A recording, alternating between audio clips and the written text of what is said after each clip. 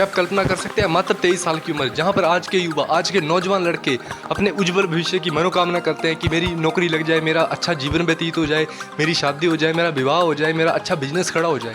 लेकिन उसी उम्र में, उसी 23 साल की उम्र में भारत के इतिहास में एक ऐसा भी व्यक्ति रहा है जिसने अपनी पूरी जिंदगी, अपना पूरा जीवन भारत माता को समर्पित कर दिया था, अपने देश को समर्पित कर दिया था, अपने वतन को समर्पित कर दिया था।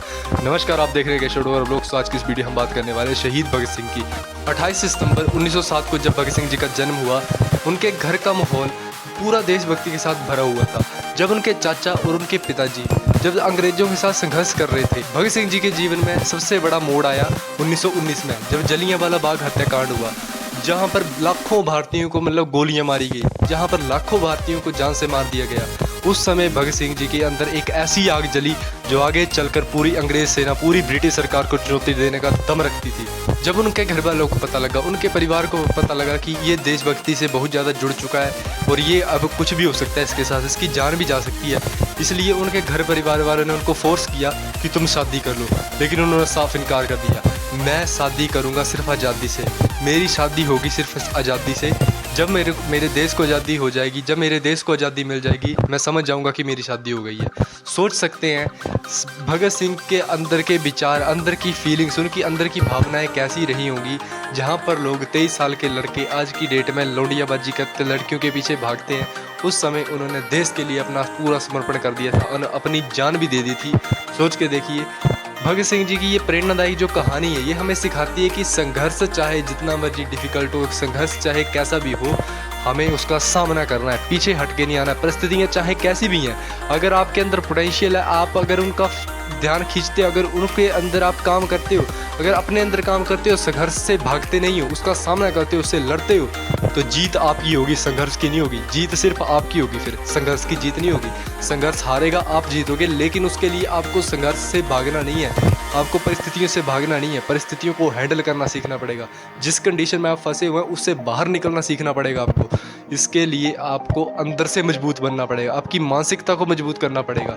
भगत सिंह की ये कहानी मैं आपको इसलिए सुना रहा हूँ क्योंकि आज के युवा जो हैं, आज के जो निठल्ले युवा हैं, उनके दिल में ना तो देशभक्ति है, ना उनके जीवन में कुछ है। सिर्फ उनके जीवन में एक चीज़ होती है, लड़की फंस जाए बस ज़िंदगी बन जाएगी, लड़की फंस गई ज़िंदगी बन गई। नहीं, असली ज़िंदगी आपकी तब तक नहीं बनेगी जब तक आप अपने अंदर परिवर्तन नहीं करोगे, जब तक आप अपने अंदर काम नहीं करोगे।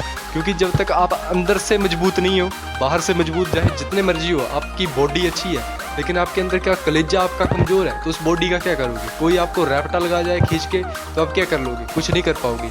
इसलिए सबसे पहले अपने अंदर को मजबूत करो, अपने मानसिक शक्ति को बढ़ाओ, अपने अंदर वाली शक्ति को जागृत करो कि आपको अंदर से मजबूत होना पड़ेगा। अगर आप बाहर से मजबूत हैं तो आपको अंदर से भी मजबूत होना पड़ेगा, नहीं तो आपका कोई फ़ायदा नहीं। अगर आप बाहर से मजबूत दिख रहे हैं, अंदर से आप कमज़ोर हैं, तो उस मजबूती का कोई फ़ायदा नहीं है। वो एक ऐसी नींव है जिसको कभी भी कोई भी हटा सकता है। इसलिए आपको अंदर से मजबूत बनना पड़ेगा और परिस्थितियों से लड़ना सीखना पड़ेगा। आपका संघर्ष, आपका बुरा टाइम कैसा भी है, चाहे आपका बुरा टाइम इतना ख़राब है कि आपको जान देने का मन कर रहा है, उस समय थोड़ा दिमाग शांत रखो और शांति से काम करना सीखो कि आगे हम क्या कर सकते हैं, आगे हम क्या सॉल्यूशन निकाल सकते हैं इस चीज़ का। ये चीज़ हमें हमारी ज़िंदगी बचा दे, हम आगे कुछ कर ले, अपनी ज़िंदगी में कुछ उखाड़ दे। मतलब हमें ऐसा क्या करें कि हम इस परिस्थिति से बाहर निकल जाएं। ये परिस्थिति हमें डरा रही है, ये संघर्ष हमें डरा रहा है, लेकिन हम इससे बाहर कैसे निकलेंगे वो आपको सोचना पड़ेगा। संघर्ष एक ऐसा नाम है जिसको सुन के बड़े बड़े लोग दूर भागते हैं, लेकिन यही ऐसा संघर्ष होता है जो आपको लास्ट तक, सफलता तक पहुंचाता है। भगत सिंह के जीवन में भी ऐसा ही हुआ। उन्होंने जब कष्ट झेला, जब उनको ऐसा लगा कि अब मेरे से कुछ नहीं होगा, तो उन्होंने हार नहीं मानी, उन्होंने अपने प्राणों का भी बलिदान कर दिया, लेकिन कभी अंग्रेजों के आगे झुके नहीं। इसलिए मैं आपको कहता हूँ, संघर्ष चाहे कितना भी भयंकर है, परिस्थितियाँ चाहे कैसी भी हैं, समय चाहे आपका कैसा भी चल रहा है, अगर आपके अंदर कंडीशन है, अगर आपके अंदर पोटेंशियल है, तो आप उससे लड़ सकते हैं, उसके आप काम कर सकते हैं। लेकिन अगर आपके अंदर पोटेंशियल नहीं है, आपके अंदर जोश नहीं है, आपके अंदर भावना नहीं है, आपके अंदर कलेजा नहीं है, आपके अंदर जिगर नहीं है, आपका ऑरा स्ट्रॉन्ग नहीं है, तो आप उन परिस्थितियों का मुकाबला नहीं कर सकते हैं।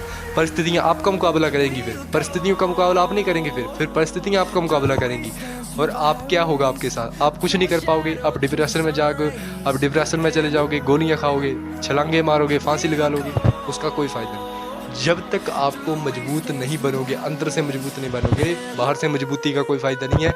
इसलिए आज के नौजवान युवा को ये बोलना चाहता हूँ मैं, सबसे पहले अपने अंदर देश प्रेम की भावना जगाओ।